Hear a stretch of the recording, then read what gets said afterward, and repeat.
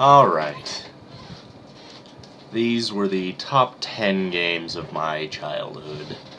I didn't know when to cut off the date as to when childhood ends, so I pretty much just made my cutoff point 6th grade. But really, the newest game on the list was closer to 3rd grade. But that was my point. So, before anybody gets pissed off at me, the games on this list are going to be weird, and they're not going to be ones that most of you expect. Because, well, first, I was a PlayStation kid. I did not own a Nintendo console, or actually, I didn't own anything that wasn't PlayStation up until I got a Nintendo Wii. And then I got the Xbox 360, and then a 64, and I kind of spread out after that. But, so I was strictly PlayStation for a long time. Although, that being said, my best friend was a Nintendo kid, so I did end up playing a lot of those games.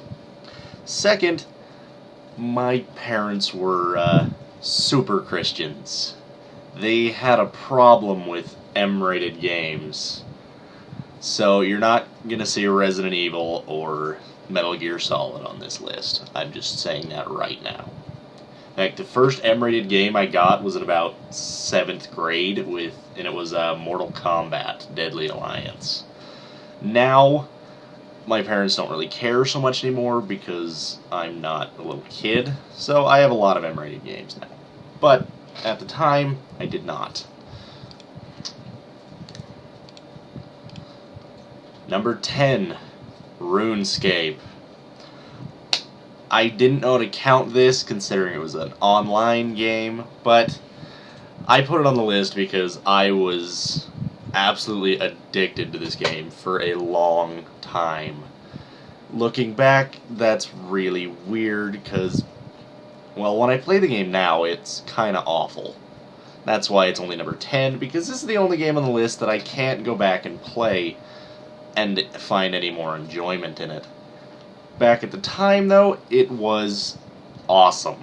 I played this for days on end. And the guy on the right there, the dude in the blue and green, yeah, that was me. I looked like a boss. Oh, shoot. It was a little online RPG, kind of MMO RPG thing. It was pretty fun. Level up, train, coal, steel helmet, gold, whatever. Yeah. Now, well, part of the reason I don't find enjoyment in it anymore is because they kept updating the game, and now it's shit, and it's not the game that I used to play. And even when I did go back before the updates, it just wasn't as fun as I remembered it to be. I don't know. Number 9, Donald Duck Gone Quackers, or Goin' Quackers. I believe it was a Quack Attack in the UK, I don't know. This was one of my favorite platforming games. Wasn't my favorite, obviously, that's why it's only number 9, but this was really different. It's because it's a Disney game that's actually worth playing. Oh my god. It wasn't anything super fantastic, but I got a lot of enjoyment out of it. So, I put it on the list, and I frankly played this game for a long damn time. This level right here, this one kicked my ass, I swear to god. Number 8, Bumper Wars. Statistically, I bet you have not heard of this game. It was not very popular, even when it was brand new. And, yeah, the screenshot's in Russian. I played the English, obviously. But the point of the game, you, who happen to be this guy, you actually got to choose your car. You got kidnapped by these weird alien species that designated themselves police of the universe, and anyone they deemed a criminal would be kidnapped, jailed without trial, and forced to participate in various means of torture to set them straight. The plot was they would go to different planets and observe different tortures to make their own better. Well, when they went to Earth, they saw a amusement park, and they heard all this screaming, and they thought that it was torture, such as like a roller coaster or bumper wars. You were a mailman who got captured for God knows why, just because these people are assholes, and they made you fight to the death in these gladiatorial arenas where you were given bumper cars and mines, rocket launchers, machine guns, other stuff. This game was fun as hell. It was very fast paced. Like, this car right here went like 100 miles an hour. It was so awesome. Number 7, Rage, Incoming Forces. This is another one you've probably never heard of. The game was very interesting because it was not one genre. It was actually closer to like 4 or 5. The first level was a turret defense. You played as a turret and you would shoot down airships. Second level, you were a helicopter, and it was pretty different because you were playing a different vehicle almost every level. And this game was brutally difficult. I never beat the first world. There was like 4 areas. Actually, I did beat the first world once. There was 4 areas in each world.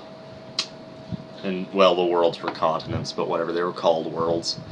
World 1 was Africa, and I got to be where I could beat the first 2 pretty easy, but man, those last 2 fucked my shit. It was a really fun game, and it's one of the only games that I own that I have not yet beaten. I would love to give it another try, but it was Windows 98, and it refuses to run on Windows 7. So it's kind of a lost relic of my past, and I would like to have it back if I can ever find a way to do that. Number 6, Crash Bandicoot. Someone out there knew this was going to be on the list. This was my second favorite platformer of all time. You were this little orange bastard, and you beat the shit out of boxes and seals and pretty much damn everything. The game is so popular, I really don't think there's much I can say that you already don't know. Number 5, Starcraft. This was my first T-rated game of all time, and I still play it today. I still can't beat it, though. Brood War is goddamn impossible, I swear. But Terran was always my favorite class. I was a Terran guy, and I play this game all the time.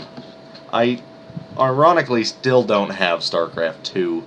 I want it, but I've just been too cheap to shovel money for it. This game actually has an interesting backstory behind it. You see, my sister was dating this really asshole kind of guy, and he knew he was an asshole, and he knew that everybody except my sister knew that he was an asshole. So he tried to do things to make everybody like him. In my case, he gave me video games. This was the one he gave me that really made my, let's see, I believe I was 5 at the time. Stopped thinking he was an asshole. I thought, oh, he's a really great guy. He gave me a really cool game. And then when I grew up, I realized he was still an asshole. But, yeah. Number 4, Sly Cooper. This was probably my first experience dealing with anything furry related. And it's probably half the reason I'm a furry right now. This guy was awesome, and she was also awesome, although I always tried to punch her in the face. Damn police officers. Fuck the police. I played this game constantly when I got it. Like, I wouldn't put this game down until I had it 100%. And that actually took me a really long time because it is a really hard game. Despite its very cartoonish nature, and its sense of humor was priceless. Oh, I love this game's sense of humor. Number 3, Kingdom Hearts. This game was my entire reason for wanting to start live streaming. I wanted to stream this game for people so badly, but I still cannot find an emulator that runs it right. I am so mad. Ah, this game was awesome. This game was the shit. You were this random bastard, and your allies, Donald and Goofy, were sent to various Disney movies to set things straight and stop the Heartless from taking over. And, well, one, I was pretty young at the time, so I was still really into the Disney movies. Well, I'm still into the old classic Disney movies. They're awesome. So, to be able to go through the Disney movies that I cherished was awesome. There was nothing quite like it. To be able to save Alice in Wonderland, which is the screenshot here, maybe spend some time in the jungle with Tarzan. It was so cool. And with Kingdom Hearts 1.5 coming out for the PS3, it is my entire reason for wanting to get a PS3. I actually don't have a PS3. I've pretty much moved to PC gaming, but I am going to get a PS3 simply to get Kingdom Hearts 1.5, and then I'm going to get a PS4 for Kingdom Hearts 3. And anything else? Yeah, I'm going to get a few other games too, but the Kingdom Hearts series is what's pushed me to get the new consoles. And I believe this was also one of the first games I had for PlayStation 2, so bonus. Number 2. This was a tie. I could not decide for the life of me between Ratchet and Clank or Jak and Daxter. They were awesome. One was a platformer shooter, and one was a platformer turned shooter. Kind of ironic that way. And the games actually, the companies that made them work very close together, and there's quite a few references to the other series in them, which is why I decided to pair them together like this. Ratchet and Clank had a really just awkward and funny sense of humor. It was probably the most adult game I owned until Mortal Kombat, simply because, well, it had dick jokes in it. That was kind of the most adult thing I had in my childhood. Whereas the original Jak and Daxter here was a platformer. It was pretty innocent, and I liked it. And so when Jak 2 came out, I was really excited. I was like, oh, cool. And then I got it, and it was this really dark, violent shooter, and I was like, what the hell? And I started out really pissed off, but then I turned out that it was fucking awesome. So I couldn't decide between these two, and I decided to pair them up next to each other, just like they're paired and actually in the games themselves. Now, number 1. Anyone that knows me already knows what number 1 is. Spyro the Dragon. This is my favorite. This was not only Spyro 2 was the first game that I ever 100%ed. Spyro 1 was the first game I ever beat. And it was also the first game I ever owned. And I cherish this game like it was a block of gold. I never stopped loving this game. I continue to play it today. I can 100% the game in literally a couple of hours, which is almost a speed run. And I don't care. I continue to play the game till now, and it never gets any less entertaining. This spawned my entire fascination with dragons. I was obsessed with dragons for years after this game, and while I still have a huge affinity for them because of this game, whenever I saw a dragonfly, and actually to date, I hate insects except dragonflies. Because as Sparks over here, I love dragonflies. I think they are the coolest thing ever, besides dragons. I believe Spyro also had something to do with the forming of my personality, because I kind of I kind of grew during my elementary years. I was kind of snarky like he was, so he really affected me greatly, and I love him. I will not trade this game for anything. It's perfect. I wouldn't change a damn thing about it. Up until 4 and on, where they kind of turned into shit.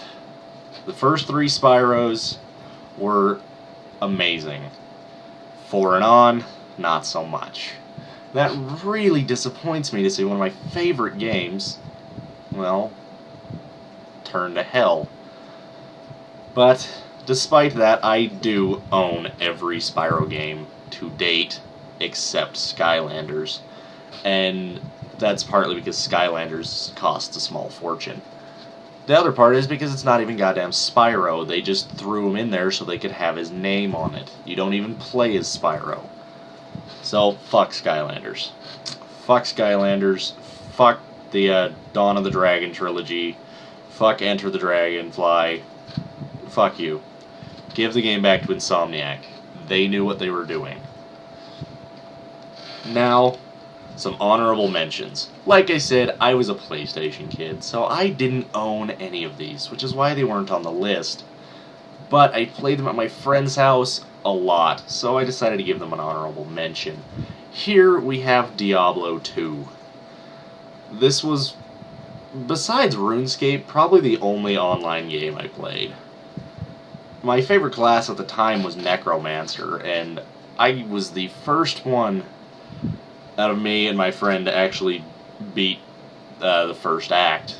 Neither of us at the time had ever managed to win the game, because it's actually a very thought-provoking game. You have to think about how to win, and, well, we were like 6. We didn't think. Smash Brothers 64. This is the fighting game for the Nintendo consoles. This was the greatest thing ever. It's awesome. My favorite character was Captain Falcon, by the way. That guy was badass. I'm undefeated with Captain Falcon. Well, undefeated since I got the game myself, anyways. Halo 1. This was the first M-rated game I played. It wasn't the first M-rated game I owned, like I said. That was Mortal Kombat. But the first I ever played, and really the first first-person shooter I ever played, was Halo. This game was more violent than anything I'd ever played, and I was more or less obsessed with it because of that. Yeah, I liked it because it was violent, and had guns, and it was awesome. Then, last honorable mention is GoldenEye 64. While it is an older shooter than Halo, I actually played Halo first. But after playing this, and having my own 64, and this game's awesome. It really is a really good game. I wouldn't consider it one of the greatest shooters of all time, like a lot of people would, but it is extremely entertaining, especially for a Nintendo 64 console. So, there you have it, everybody. There was my top 10 games of my childhood, and my 4 honorable mentions. Hope you learned something. Hope you found a new game you want to try. Thanks for watching.